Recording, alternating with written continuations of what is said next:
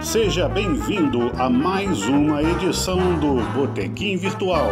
Informação na dose certa.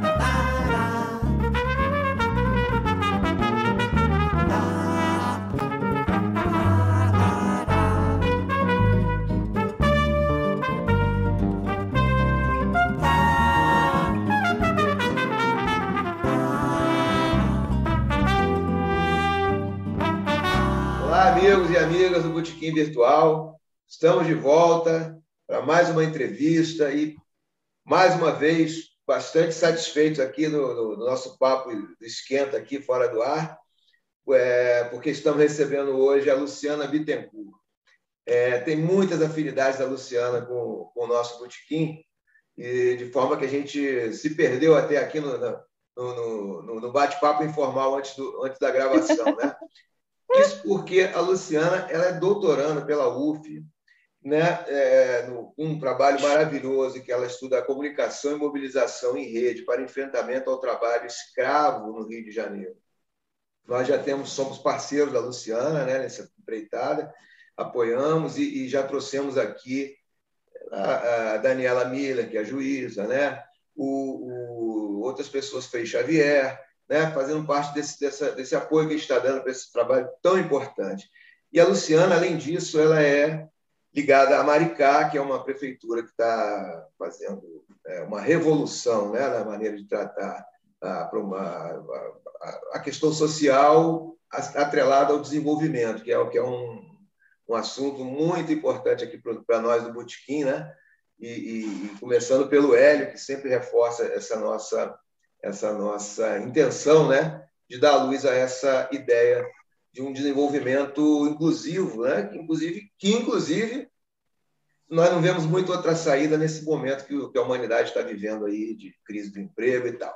Mas sem mais delongas, vamos lá para dar as boas-vindas para a Luciana e já agradecendo, né? Ela está no horário até de almoço. Tudo bem, Luciana? Olá, boa tarde. Boa tarde, Rogério. Boa tarde, Hélio. Boa Enfim, tarde. né? Tô falando, boa tarde. Estou falando aqui diretamente da Escola de Governo de Maricá, que é onde eu atuo. Eu coordeno, né, cursos de extensão na área, né, de direitos humanos, que é a área que eu amo e a área que eu estudo também.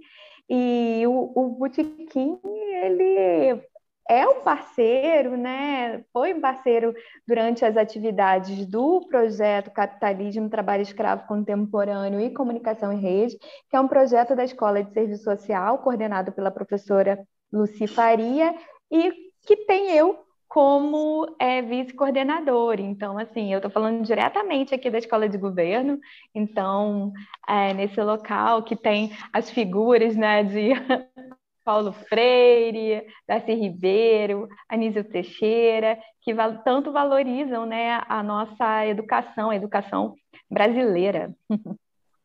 Perfeito. E a educação que é o melhor antídoto para esse veneno da escravidão, do trabalho em condições precárias, né? Sim. Esse é um grande link aí de Maricá com o seu projeto, né? Mas eu vou então passar para o Randolfo ou para o Hélio. Quem quer perguntar para a Luciana? Você está me ouvindo? Peguem Muito leve. bem. Peguem leve, meninos. Peguem leve. Tá bem. Hoje não tem nenhuma mulher aqui na nossa mesa, mas nós temos, viu, Luciana? Duas, a Marina e a Alana. Eu acompanho vocês, tenho visto as atividades, né, as postagens do Botequim, né, muito ligadas também ao projeto de extensão. É muito importante a gente fortalecendo essa rede de enfrentamento ao trabalho escravo. E eu, como pessoa formada na UF, formada na extensão da UF, né? Antes de vir para a Escola de Governo, eu trabalhei 9 anos na ProEx, fora toda a minha formação. Então, eu acredito muito nessas parcerias, né? Tanto de organizações ligadas ao governo, quanto organizações privadas, né? Ligadas à sociedade civil, mas sempre ligadas em parceria com a universidade pública, gratuita, né, que eu Maravilha. tanto amo, enfim. Maravilha. Nós todos aqui amamos. A questão da publicidade, no sentido de ter público esse direito, né? Sim. Randolfo, vai, meu amigo. Essa questão da publicidade ela deve ser acompanhada de uma participação desde cedo. Quando ela falou em direitos humanos, você faz um curso de advocacia, você passa de raspão por direitos humanos, entende? Quando, na realidade, é toda ela formada para direitos humanos. Mas depois, então, isso tem que ser lá atrás, desde no ensino primário, a formação. Eu estou vendo aí atrás de você um quadro muito bonito, Educação Universalizada.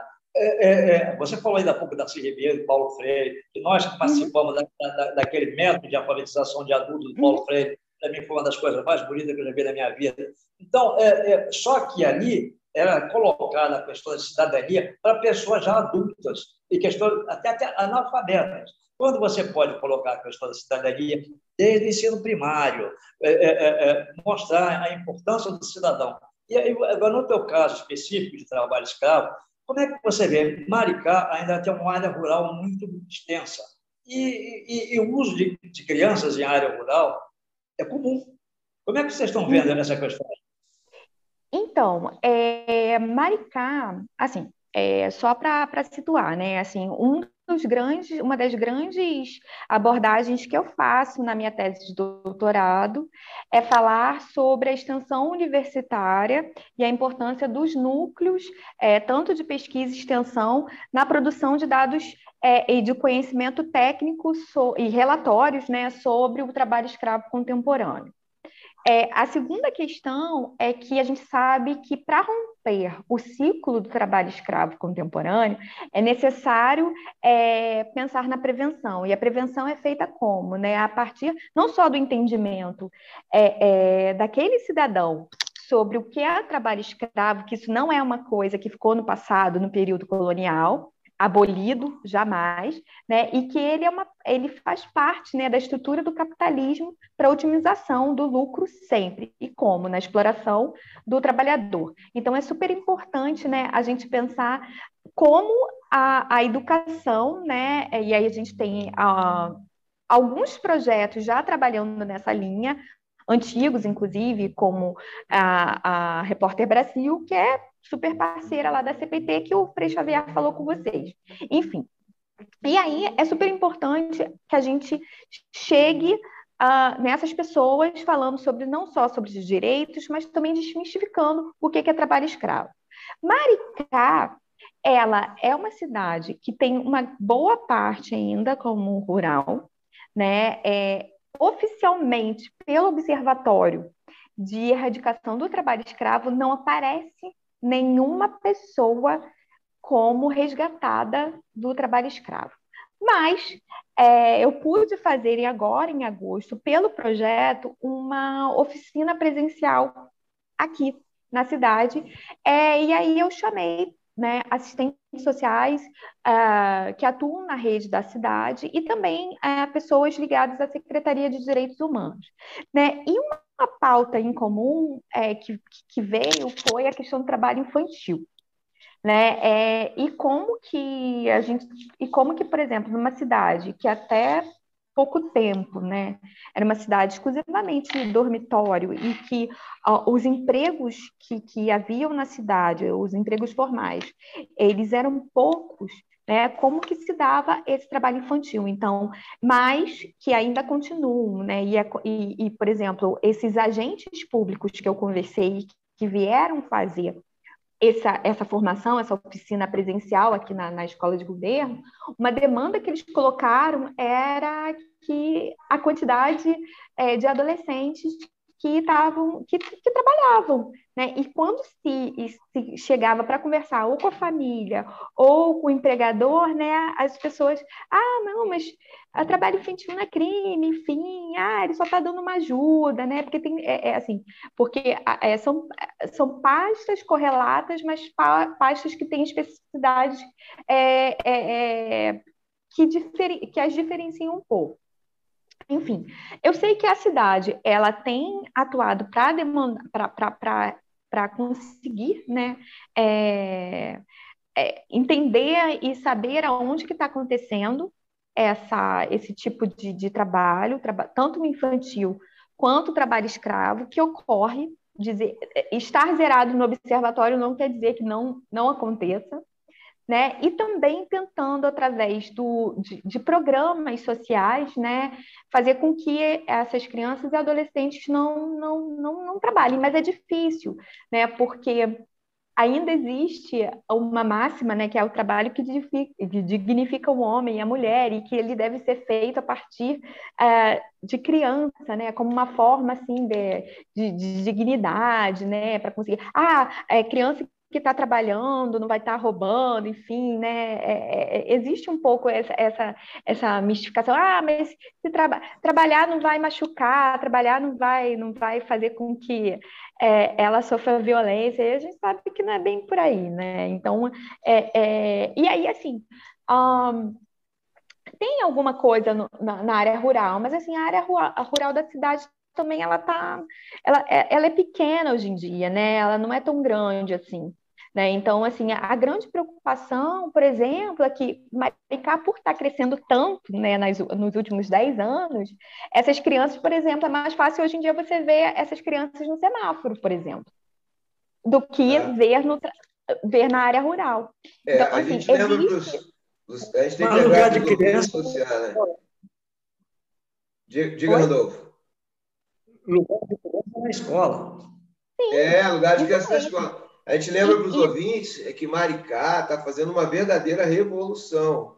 Né? Maricá tem até moeda própria, né? As escolas compram dos produtores locais.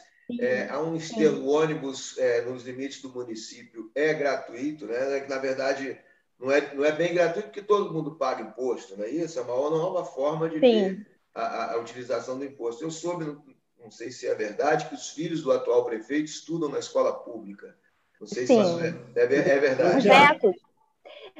Fabiano não tem filhos, mas os netos existem. Porque a educação na cidade, que são filhos do vice-prefeito, né? Assim, a educação na cidade, ela realmente, assim, é uma educação que ela é uma educação de qualidade, que existe uma preocupação realmente, né? Em tanto assegurar, né, a educação de qualidade no ensino, quanto nas cestas básicas, né, no uniforme. Isso sempre foi uma preocupação desde da entrada, né, do ex-prefeito Washington Coquá. Então, isso sempre foi uma preocupação. Desculpa, Luciana, só acrescentando, né, que Maricá recebe royalties do petróleo, né? Sim. E não necessariamente isso é uma condição, porque tem municípios que fizeram mau uso desses royalties, né? Exatamente, exatamente. Mas Maricá tem esse mérito, né? Sim. Mas também não podemos deixar de dizer, né, que recebe esse recurso. Sim, não, o recurso, sem dúvida nenhuma, fez toda a diferença para a cidade. E foi o que a gente estava conversando antes, né? Maravilha. Como ex-moradora da cidade, mas alguém que agora, né, conseguiu seu primeiro trabalho na cidade, só vai fazer 3 anos, né? Eu me formei e não consegui trabalho aqui, porque eu me formei em 2004 em produção cultural, e realmente, assim, não tinha, né, como trabalhar aqui na cidade. Aí eu saí, enfim, né, fui para morar no Rio, fui trabalhar no Rio, em Niterói, né. Acontecia muito isso, né? As pessoas da cidade, meu pai passou por esse processo, tinham que sair da cidade para estudar e sair da cidade para conseguir um emprego. Agora, até com o passaporte universitário, né? Que é um projeto ousado, né? Que de bolsas, enfim, né? Tanto para graduação agora quanto para pós-graduação. É uma forma de também estar contribuindo para que essas pessoas que não conseguem, né, ter o acesso, infelizmente, a uma universidade gratuita, possam continuar com o seu sonho, né? E muitos dessas pessoas, elas acabam retornando à cidade por meio da área da educação, né? Então, assim, a gente percebe o quanto existe uma preocupação muito grande. E, assim, promover, né, a educação de qualidade, o acesso não só ao ensino de qualidade, mas também os meios, né? Porque uma das grandes dificuldades, por exemplo, que Maricá é uma cidade grande, né? Bem grande, em termos de território. Então, assim, a preocupação é como que essas pessoas vão chegar. Então, tem o vermelhinho, toda a pandemia, realmente as pessoas receberam cesta básica. A gente sabe que Vermelhinho é existe o uma ônibus, preocupação. né? É Vermelhinho no vermelhinho ônibus. onde? Rogério, é grátis. Sim, É. sim, sim. E tem os programas de renda mínima, né? Renda básica, não é isso? O que é um Sim, assunto que o Hélio gosta muito. Mas, Randolfo, você quer perguntar, fazer uma outra pergunta ou eu passo para o Hélio? Eu quero. Vai, vai. eu te respondi, meu Deus. Respondi certinho, mais alguma dúvida? Não. É só mostrar a você. Vou voltar a essa foto aí atrás. Educação universalizada. Um governo que nós temos atualmente, o governo federal, que não dá a mínima bola para a educação. Você está vendo a demandada que tem do Enem, um absurdo negócio desse, é a principal prova de avaliação para quem quer entrar no ensino superior. Como é que a gente pode... O corte de 92%, né, na ciência e pesquisa. Isso aí deixa a gente assim cético com relação. Aí acaba acontecendo programas isolados, como o de Maricá. Ainda bem que os municípios têm autonomia dentro de um regime republicano, de optar. Se Maricá amanhã resolver botar todas as crianças na escola, bancando essas, vai ser um grande feito, entende? Porque era a coisa do Darcy Ribeiro lá atrás, que não foi muito bem levada em consideração quando ele teve um garotinho da vida que esculhambou, inclusive levou quase 2, 3 décadas para fazer aquela duplicação da estrada até Maricá. É um negócio de maluco. Né? Então, eu queria saber de você, existe ainda esse gás, professor, de governo federal? Perdeu. Para mim, cortou aqui, gente, o que ele me perguntou. Está cortando. Bom, eu estou dizendo, vou repetir. Melhorou. Educação, cultura, voltou. Esse governo está ouvindo? Não.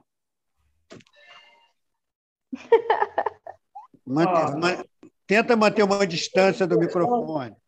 Falou do governo federal, o som acaba. A gente está sendo monitorado. Olha a vigilância. Fala devagar que dá tudo certo, Randolfo. Vou falar bem devagar. Afasta um pouquinho. Bom, está ouvindo? Agora está bom. Muito bem.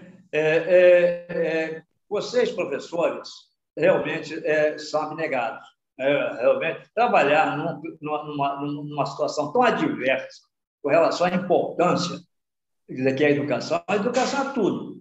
Qualquer linha de cidadania, qualquer linha de formação comunitária, a educação é toda. Então, eu queria saber de você, como é que vocês lá em Maricá é praticamente uma atitude isolada, que consegue realmente colocar avante com todas essas adversidades impostas pelo poder central. Como é que você está avaliando, dentro dessa educação universalizada, um governo que não está nem aí para isso? Então, na verdade, assim, como uma pessoa, né, que está finalizando doutorado e que teve bolsa da CAPES, né, e mesmo com bolsa eu precisei continuar trabalhando, né, eu fiz todo o meu mestrado, meu doutorado, na época que a gente ainda recebia bolsa, né, olha, perdão, assim, a bolsa foi fundamental e é fundamental na minha vida, né? E eu vejo com muita tristeza, né? Quando a gente tem 92% do orçamento ligado à educação, à ciência, né? Cortado, né? A desvalorização dos saberes, né? Do conhecimento. Mas a gente tem que entender que nesse tipo de governo, conhecer, fazer análises críticas, né?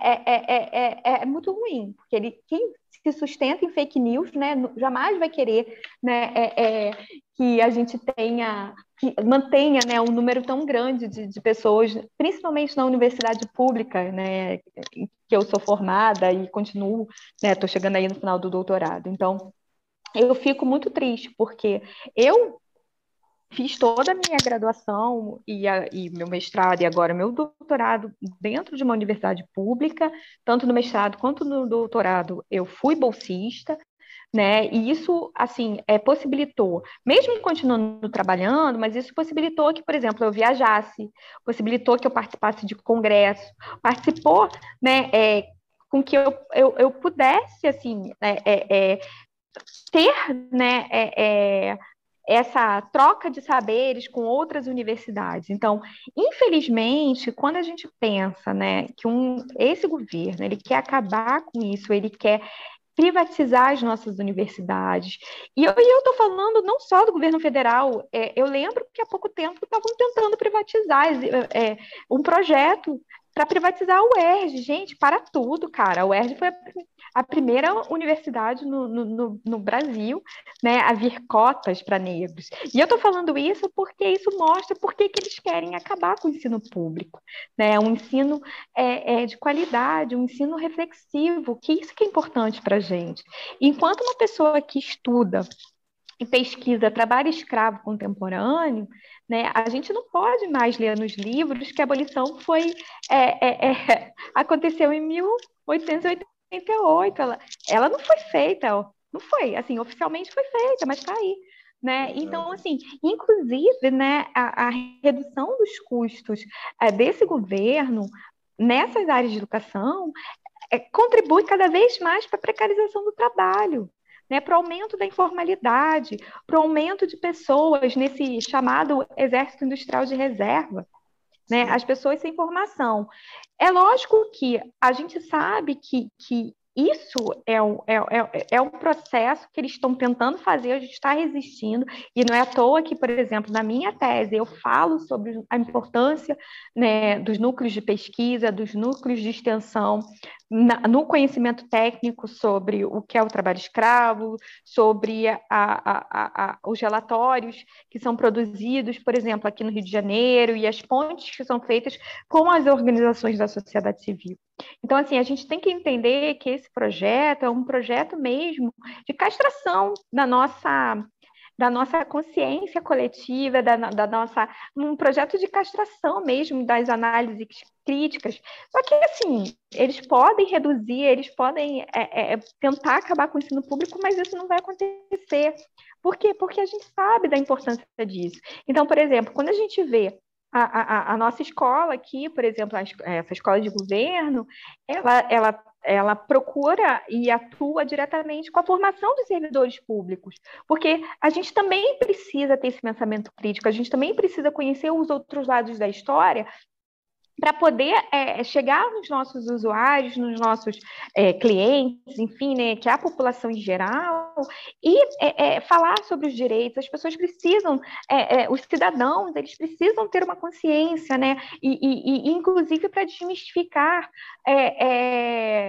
fatos como as mulheres têm filhos para poder receber o Bolsa Família. Exato. Enfim, os dados, eu falo isso, assim, parece que eu estou viajando assim, né, nas colocações, mas a gente é muito importante que, como universidade, a gente chegue nas pessoas e converse com elas, converse que nem a gente está fazendo aqui, para mostrar que não é bem isso, que não é assim. Qual é a mulher que quer ter 4, 5 filhos? Que isso é uma outra discussão que a gente pode fazer em outro momento.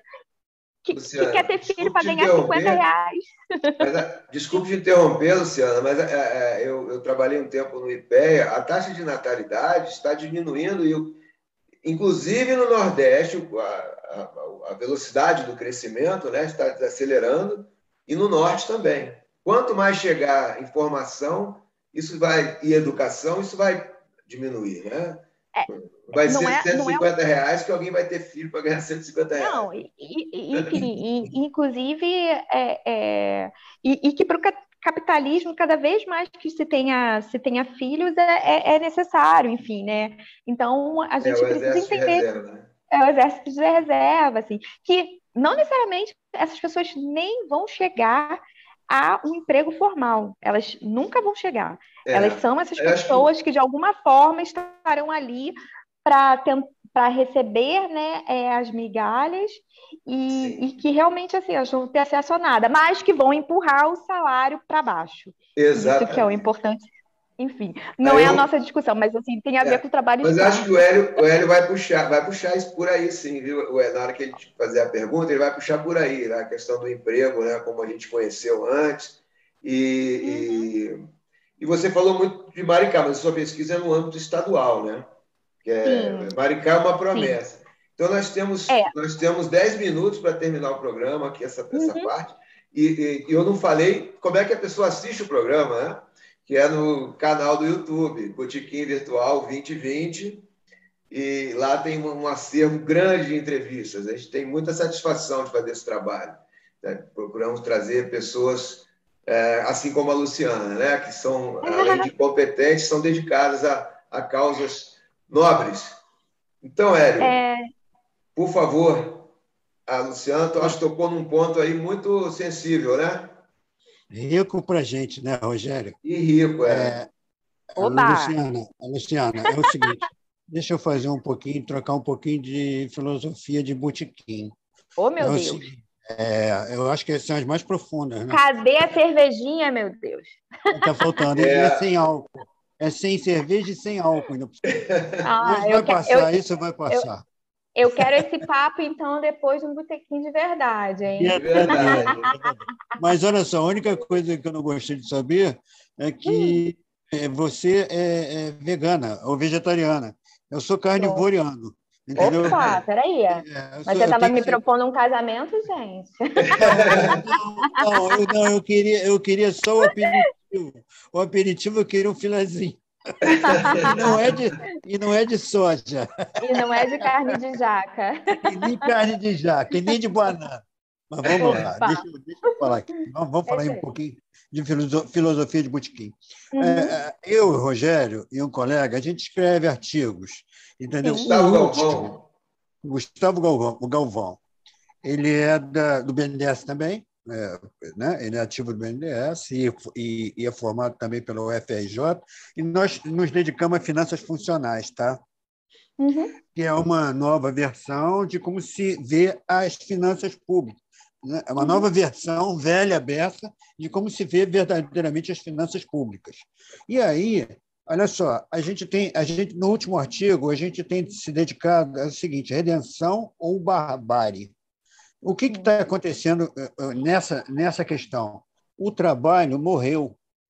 O Uhum, trabalho morreu. uhum, Então, uhum, que pena, o trabalho morreu. O que a gente faz com isso? Não, vamos valorizar agora as artes e ofícios. Quando você disse que tem 300 pessoas no mercado informal, 300 pessoas dessas ou mais, eles têm qualidades intrínsecas, que são as artes e ofícios. O que está acontecendo hoje, no século XX, que eu pertenci, e hoje eu estou vivendo uma parte dele, não vou viver muito, é o seguinte: lá o trabalho era digital e braçal. Desculpe, analógico e braçal. O trabalho hoje está uhum, desaparecendo e virou digital. Você vê, por exemplo, o que é o trabalho precarizado da uberização, né? uhum, É um aplicativo e uhum, está ali sendo super exploração do trabalho e não é mais trabalho, né? Então, o que eu quero falar? Assim, a gente, então, tem teses para você contrabalançar a morte do trabalho formal. A renda básica universal, que para nós a gente chama de renda vitalícia universal, uhum, tem teses aí, o empregador de última instância é o I1, e a Escola Universal Integral é o I2. Eu quero falar da uhum, Escola Universal Integral porque eu vejo isso com todo o cheiro de Maricá. O que Maricá está fazendo em termos de programas sociais, só está faltando essa Escola Universal Integral. O que é uma Escola Universal Integral? Ela não tem idade, você pode entrar a qualquer momento, a grade de ensino dela é muito ampla, de acordo com o que for escolhido pelo município, pela comunidade, tá? E você entra em qualquer idade. E o que acontece? O diferencial é que quando você participa dela mensalmente, você ganha vamos dizer, no caso, uma cesta básica. Você não paga, você ganha. Eu parei, agora eu vou parar. Então, eu quero falar para você, Luciano, que eu vi a entrevista do prefeito da cidade, tá? Foi espetacular, ele falou de todos os programas.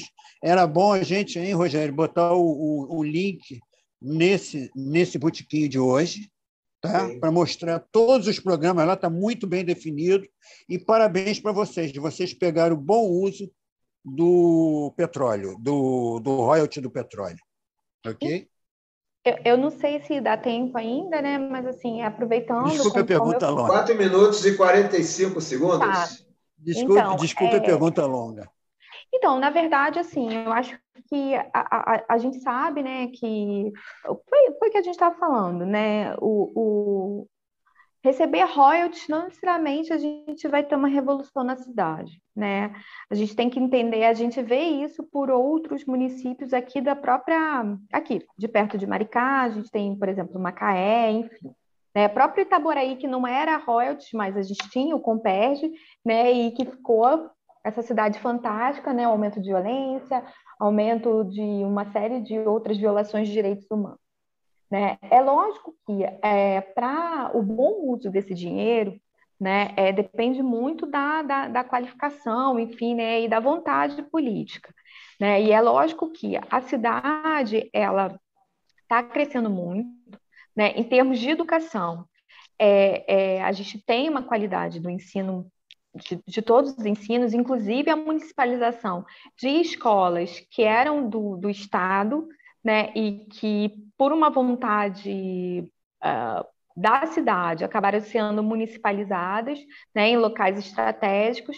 A gente tem, né, o passaporte universitário e a gente tem aqui, por exemplo, na escola de governo, como eu falei nos bastidores, né, o credenciamento, né, a busca por uma pós-graduação em gestão de negócios solidários, que foi puxado inicialmente pelo programa Mumbuca Futuro, e que a gente está nessa expectativa para ser aprovada no Conselho Estadual. Né? E por que eu estou falando isso? Porque essa pós-graduação, na verdade, ela é um pouco isso que você fala, Hélio. Né? A gente, de alguma forma, está tentando pensar na economia local, as demandas locais, né, puxando aí uma formação mais teorizada, mas também tecnológica, muito voltada para o que Gramsci fala sobre praxis, né, que é a gente buscar aí essa teoria com a prática. A minha formação na extensão, ela vem disso. Teoria, mas sem prática, prática sem teoria não dá. A gente tem que entender um pouco isso.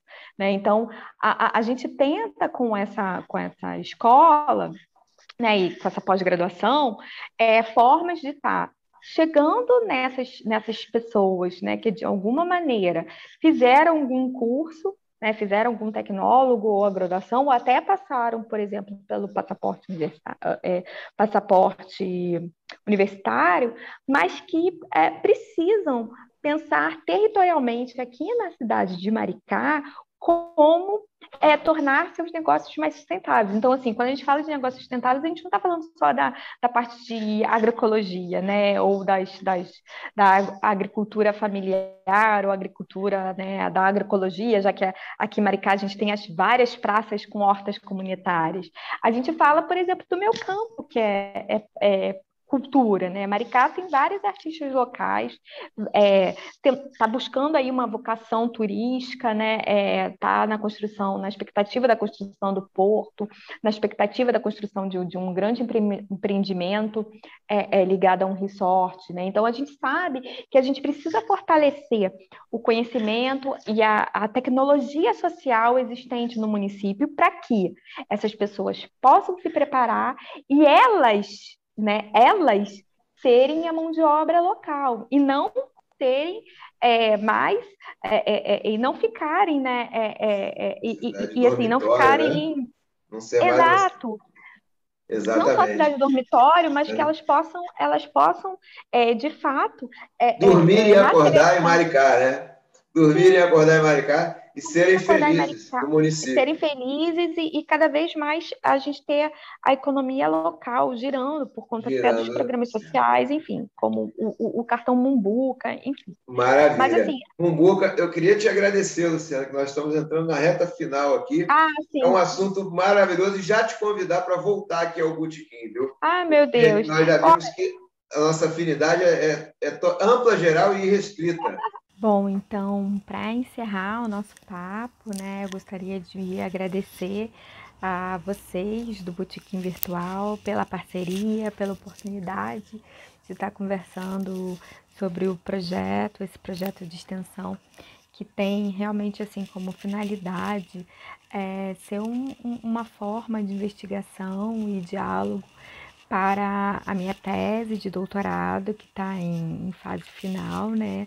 O projeto, ele surge mesmo como uma forma, né, de estar levando e conversando com a sociedade em geral informações pertinentes sobre o que é o trabalho escravo contemporâneo, né, e como que se dá a formação socioeconômica aqui do nosso país e por que ainda encontramos esse crime em todos os estados, em diversas áreas, enfim, né, conforme foi conversado, não só durante o projeto, mas por outros parceiros que passaram aqui pelo Botequim.